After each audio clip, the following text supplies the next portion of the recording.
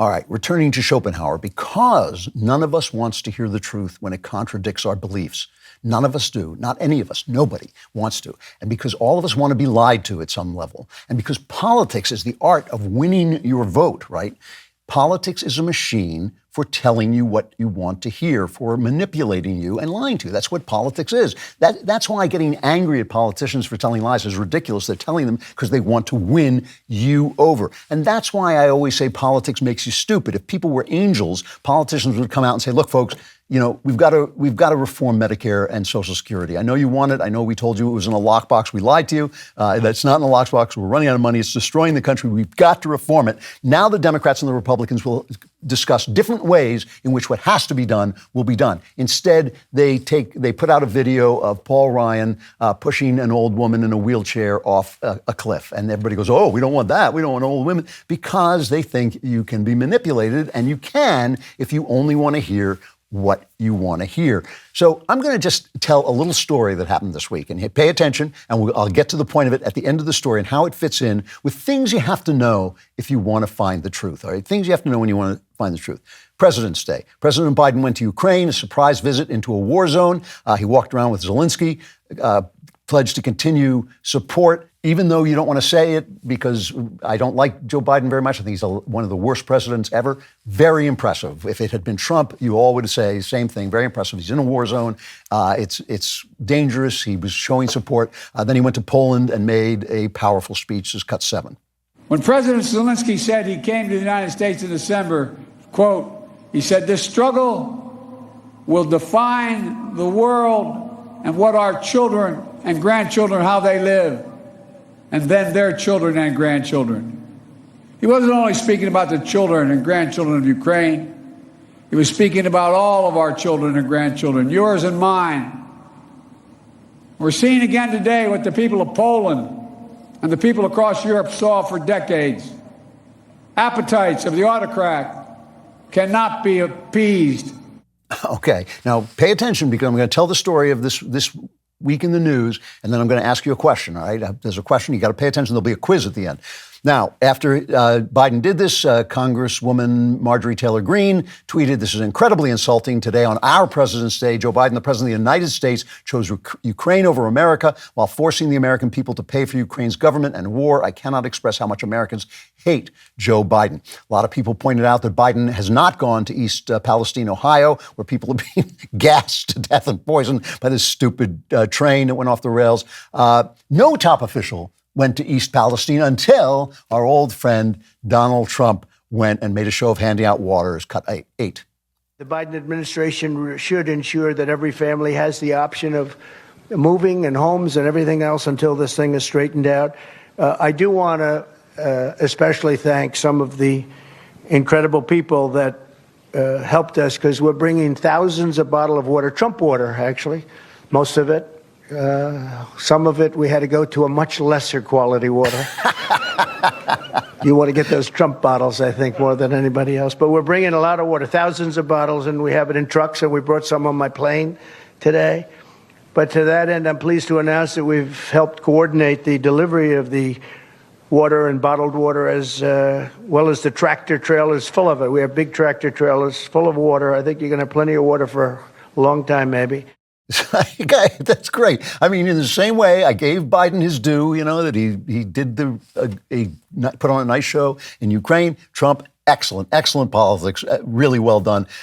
Pete Buttigieg, homosexual Secretary of Transportation. We should just call him that because that's why he was hired. Homosexual Secretary of Transportation. Maybe he's Secretary of Homosexual Transportation.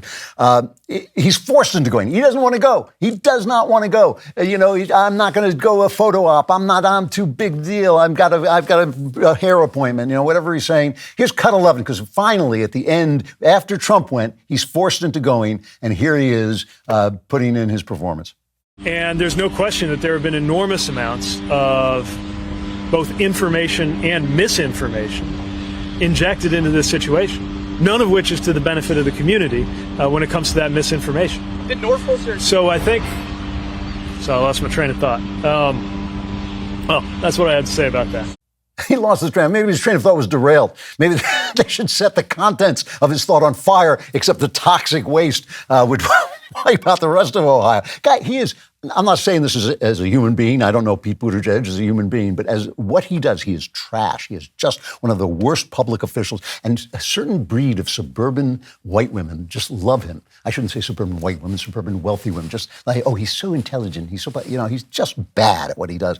All right. And on top of which, most insultingly, he blames the train derailment on some safety rules that were rescinded during the Trump administration, Obama rules that were designed to hurt the fossil fuel industry, to make it harder to transport oil by train after making it harder to transport oil by pipeline, harder to build a pipeline. So Obama put this thing in place, and the court said, this is ridiculous. We're not getting the right information. Once they got the right information, these rules were rescinded. Had nothing to do, so far, with preliminary investigation. Seems to have had nothing to do with why this train was derailed. Just a complete dishonest work of dishonesty. However, so he looks bad.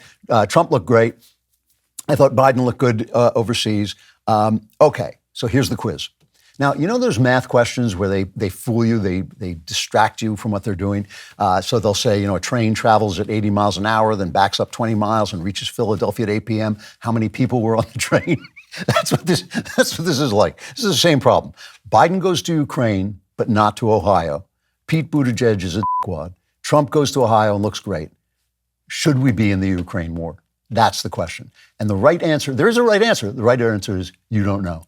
The reason you don't know, it's looking for the truth. The hardest answer to come up with is I don't know. But the reason you don't know is because the answer depends on the outcome. The answer depends on the future. May have been a good decision to go in, may have been a bad decision to go in. We don't know because we don't know how it's going to play out.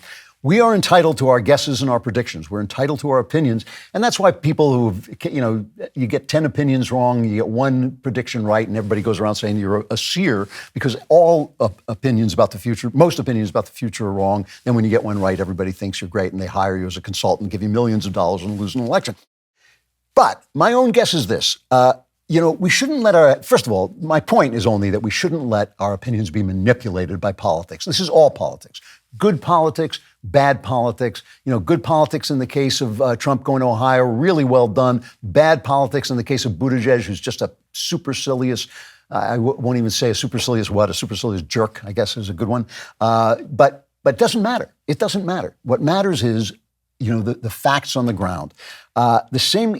The one thing I reject is this Fortress America stuff. We should only fight when we're invaded. We should only fight if it's of our immediate interest. Because those same guys are the guys who are the first to complain when they wake up one morning and the Taliban is in Mexico crossing our border, right? Because why didn't we stop them in Afghanistan? It's the same guys. If it's hard to tell where your interests lie with a war. If you go into a war too early, everyone says, why are you starting a war? Everybody says, we should have attacked Japan before Pearl Harbor. What do you think would have happened if we'd attacked Japan before Pearl Harbor? I mean, people would have gone insane. We would have been the aggressor.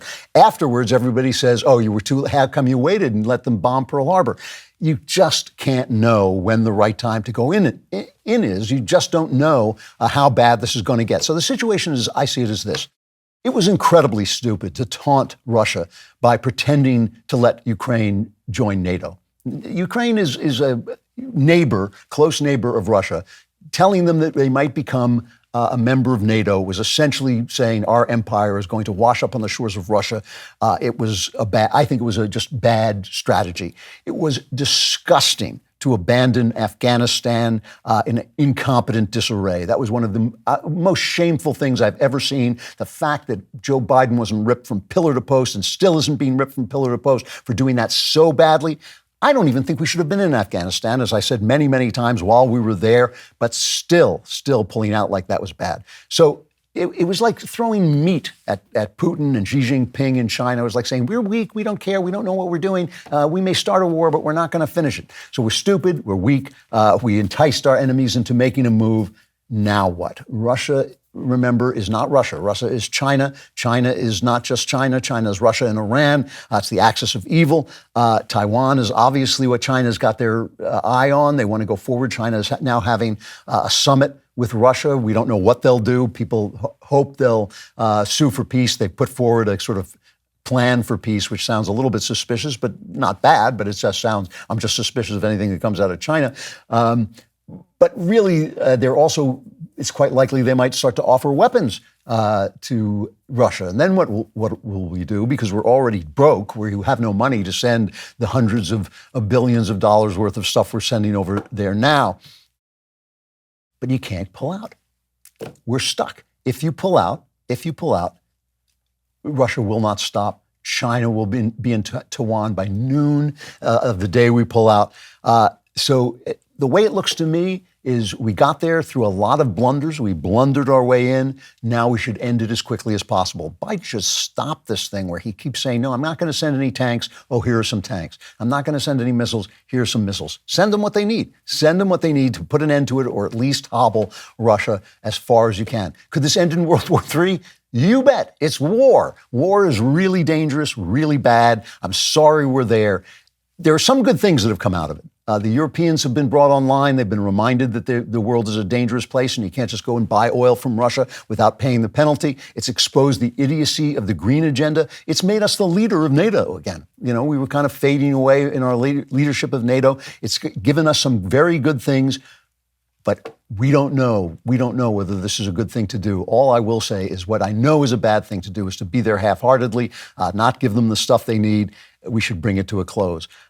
Another enemy of truth is the tragic dilemma. This is a tragic dilemma because no answer is good, and everybody thinks the answer that they have is the best one.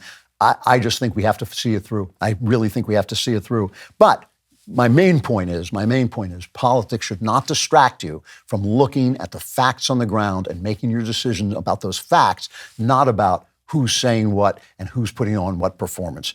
For more excellent content like that, like and subscribe to The Andrew Klavan Show, wherever you get your podcasts.